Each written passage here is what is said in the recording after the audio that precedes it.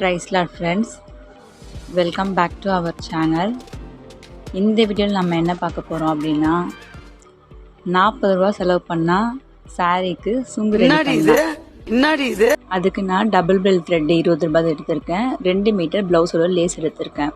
ஸ்டிச்சஸை 4 நம்பருக்கு மாற்றிட்டு லேஸை வந்து சாரீக்கு மேலே வச்சு ஸ்டிச் பண்ணிடலாம். இதுக்கு நான் வந்து பார்த்திங்கன்னா இப்போ 1/2 இன்ச்சு லேஸ் எடுத்திருக்கேன். சப்போஸ் உங்களுக்கு பெருசாக வேணும் அப்படின்னா நீங்கள் 1 இன்ச்சு லேஸ் கூட எடுத்துக்கலாம். இப்போதைக்கு வந்து பார்த்திங்கன்னா மார்க்கெட்டில் நிறைய வெரைட்டி ஆஃப் லேஸ் கிடைக்குது. ஆரி ஒர்க் லேஸ் எல்லாமே வச்சா கூட யூஸ் பண்ணிக்கலாம். அதுவுமே வந்து பார்க்கறதுக்கு ரொம்பவே அழகாக இருக்குது. ஸோ இது வந்து பார்த்திங்கன்னா 2 பக்கமே நம்ம ஸ்டிச் பண்ணி எடுத்துக்கணும். எதுக்கு ஒரு சைடில் மட்டும் சென்டராக ஸ்டிச் பண்ணிங்க அப்படின்னா என்ன ஆகும்னு பார்த்திங்கன்னா சென்டராக நம்ம வச்சு ஸ்டிச் பண்ணும்போது மடிஞ்சிரும். தண்ணியில் போட்டு நம்ம வாஷ் பண்ணும்போது அந்த லேஸ் வந்து மடங்கிறதுக்கான வாய்ப்பு நிறைய இருக்குது. ஸோ நெக்குக்கு நம்ம எப்படி திருப்போமோ அதே மாதிரி திருப்பிட்டு 2 பக்கமே வந்து லேஸை வச்சு அட்டாச் பண்ணி எடுத்துடலாம். ஃபஸ்ட்டு அட்டாச் பண்ணி முடித்ததுக்கப்புறமா நீங்கள் ப்ளவுஸுக்கெல்லாம் ஹூக்கு ஐ கட்டுறதுக்கு மார்க் பண்ணுவீங்கல்ல, அந்த மாதிரி தான் நம்ம இப்போ இந்த சாரியை ஃபோல்டு பண்ணி மார்க் பண்ண போகிறோம். சாரியோட கடைசி கார்னரை வந்து 2 பக்கமும் எடுத்துக்கோங்க. 2 பக்கமும் எடுத்துகிட்டு மடிச்சிருங்க.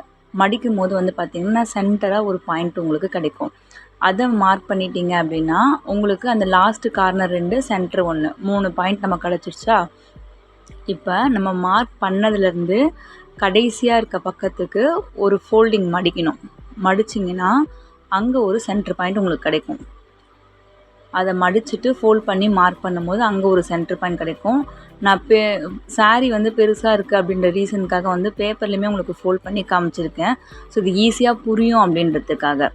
மறுபடியும் அகெயின் என்ன பண்ணுன்னா இன்னொரு மூலையில் இருக்க கடைசி கார்னர் எடுத்துகிட்டு சென்டராக மார்க் பண்ணியிருக்க இடத்த பார்த்து மார்க் பண்ணணும். ஸோ இப்போ நம்ம மொத்தமாக வந்து பார்த்திங்கன்னா 5 இடத்துல மார்க் பண்ணியிருக்க மாதிரி இருக்கும். அந்த 5 இடத்த மார்க் பண்ணும் போது கொஞ்சம் கேப் வந்து பெருசாக இருக்க மாதிரி தெரியும். அதனால் அகெயின் என்ன பண்ணணும், சென்டர் பாயிண்ட் மறுபடியும் பார்க்கணும். அதாவது நீங்கள் கடைசியாக எடுத்துறதுக்கும் சென்டராக எடுக்கிற மார்க்கிங்க்கும் சென்டர் பக்கம் எடுக்கணும். ஓகேங்களா? உங்களுக்கு வீடியோ பார்த்திங்கன்னா உங்களுக்கு ஈஸியாகவே புரியும்னு நினைக்கிறேன். ஸோ அந்த மாதிரி நம்ம சென்டர் பாயிண்ட் நம்ம எங்கே மார்க் பண்ணுறோமோ அங்கேருந்து சென்டர் பாயிண்ட் அதிலேருந்து மடித்து எடுத்திங்கன்னா அது வந்து உங்களுக்கு சென்டர் பாயிண்ட்டாக கிடைக்கும். அந்த சென்டர் பாயிண்ட் எதுக்காக அப்படின்னு பார்த்தீங்கன்னா அங்கே தான் வந்து நம்ம சுங்கு ரெடி பண்ணி கட்ட போகிறோம். டோட்டலாக நீங்கள் மார்க் பண்ணதை செக் பண்ணிங்கன்னா 9 இடத்துல நம்ம மார்க் பண்ணியிருக்க மாதிரி வரும். சாரியோட பல்லு வந்து மொத்தமாகவே 1.25 மீட்டர் தான் இருக்கும். சரிங்களா? ஸோ இப்போ த்ரெட்டை வந்து இந்த மாதிரி ஒரு பாக்ஸ்குள்ளே போட்டிருக்கேன். அது எதுக்காகனா நம்ம த்ரெட்டை வந்து சுற்றி எடுக்கும் போது கீழே விழாமல் இருக்கணும் அப்படின்றதுக்காக பாக்ஸ்குள்ளே போட்டிருக்கேன். பாக்ஸை வந்து ஃபுல்லுமே க்ளோஸ் பண்ணாதீங்க. இந்த மாதிரி ஒரு அட்டையை எடுத்துக்கோங்க. எடுத்துகிட்டு அதில் அந்த த்ரெட்டை வந்து சுற்றுங்க. ஒரு 15லேருந்து 20 டைம் நீங்கள் அந்த த்ரெட்டை வந்து நல்லா சுற்றுனீங்க அப்படின்னா உங்களுக்கு வந்து கொஞ்சம் திக்னஸ் கிடைக்கும். நூல் சிக்காகாமலும் இருக்கும். சில்க் த்ரெட் வந்து ரொம்ப மெல்லிஸாக இருக்கிறதுனால நம்ம சுற்றி எடுக்கும் போது ரொம்ப அதிகமாக சிக்கு இருக்க மாதிரி இருக்கும். ஸோ அது வந்து பார்த்திங்கன்னா சில பேர் வந்து காலில் வச்சு இழுப்பாங்க. ஸோ அந்த மாதிரிலாம் பண்ணும்போது வந்து நூல் சிக்காகிறதுக்கு நிறைய வாய்ப்பு இருக்குது.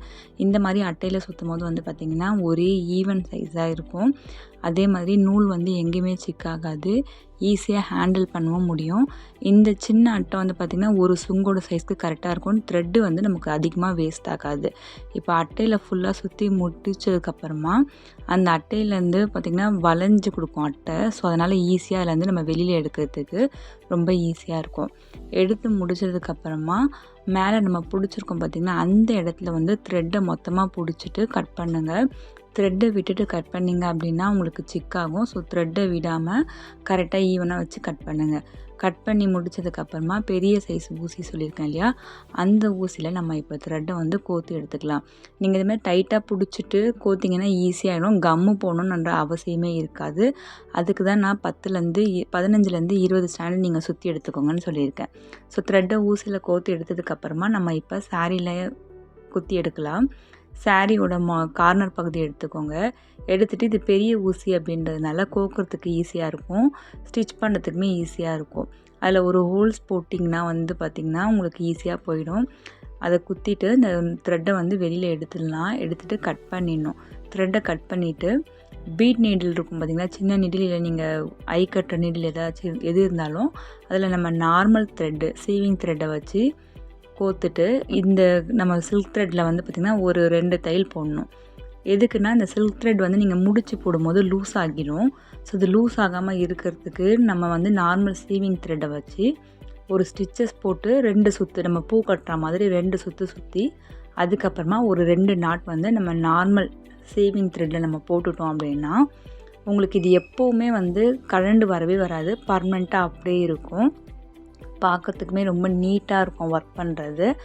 2 ஸ்டிச்சஸ் போட்டுட்டு நூலை அப்படியே கட் பண்ணாதீங்க. அப்படியே கட் பண்ணாமல் ஒரு அந்த இது நூல் இருக்குது இல்லைங்களா, அதில் வந்து நீங்கள் உள்ளே சுற்றிட்டு அதுக்கப்புறமா வந்து நூலை கட் பண்ணி எடுங்க. ஸோ அந்த மாதிரி எடுக்கும் போது நம்ம கட் பண்ணுற த்ரெட்டு பிரிஞ்சு வராமல் இருக்கும் அண்ட் வந்து பார்க்கறதுக்குமே வந்து அழகாக இருக்கும். ஸோ இந்த மாதிரி சாரீ ட்ரெஸ்ஸல்ஸ் வந்து நீங்கள் ரெடி பண்ணி உங்களோட சாரியை நீங்கள் அழகுபடுத்திக்கலாம். இதிலே வந்து நிறைய வெரைட்டிஸ் இருக்குது. ஸோ உங்களுக்கு இந்த மாதிரி இந்த வீடியோ யூஸ்ஃபுல்லாக இருந்தது அப்படின்னா கமெண்ட் செக்ஷனில் கமெண்ட் பண்ணுங்கள்.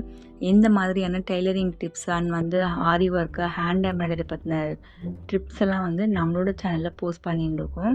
ஸோ உங்களுக்கு ஏதாச்சும் டவுட் இருந்ததுன்னா கமெண்ட் செக்ஷனில் கமெண்ட் பண்ணுங்கள். சைஸ் ஈவனாக இருக்கணும் அப்படின்றதுக்காக நான் எக்ஸ்ட்ரா த்ரெட்டை வந்து கட் பண்ணி எடுத்துடுறேன்.